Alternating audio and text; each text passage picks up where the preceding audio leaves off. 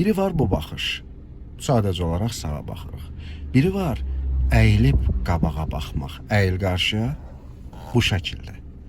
Bu şəkildə baxmaq lazımdır dönəcəyimiz yola ki, dönəcəyimiz yolda olan problemi daha öncədən görmüş olaq. Misal üçün, indi sənə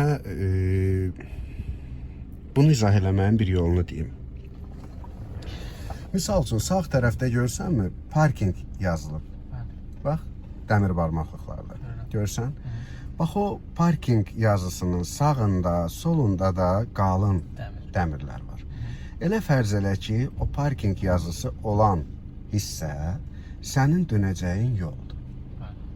Və yaxud da bir darvazadır. Sən oradan içəri daxil olmalısan. Belə baxıb oranı görə bilirsən də, düzdür? Yaxşı, indi sağ güzgüyə bax. Əyilmədən, yəni baxanda o yolu görürsən. Ancaq piyadanı, misal üçün indi piyada keçəcək, sən keçəndən sonra görəcəksən. Bu hissə ki var, bax, cəmi 10-15 sant ölçüsü olar da bunun. Belə bir böyük hissə deyil ki, amma çox təhlükəli hissədir. Bunun arxasında bir adam gizlənir, görmək olmur. Ona görə əyilib baxmaq lazımdır. Və yaxud da, indi sağa baxırsan, yəni o parking yazılan yerə baxırsan, normal oturduğun şəkildə. Sağ güzgüyə bax. Sağ güzgüdən turba görmürsən ki? Yox. Görmürsən. Çevril oturduğun kimi bax. Turbanı görmürsən ki? Yox. İndi birazca qabağa əyil və çevril bax. Bax, bu turbanı gördün. Bax, bundan gedir söhbət. Əyiləndə gördün.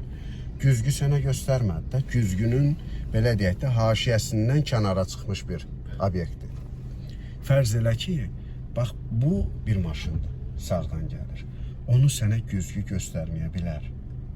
Ona görə də hökmən çevrilib bax ki, həm dönəcəyin yola uyğun olub olmadığını biləsən, həm dönəcəyin yolda olan maniyəni öncədən görəsən, həm də sağa dönərkən sağda olduğuna baxmayaraq, ola bilsin ki, bax, bu turbanın yerində bir moped motosikl olsun, velosiped olsun. Gəlib səni ötmək istəsin sağından, özünü qoruya biləsən. Aydın oldu? Düzgün şəkildə, bəli, düzgün şəkildə baxmaq, mən deyərdim elə ən vacib nüanslardandır.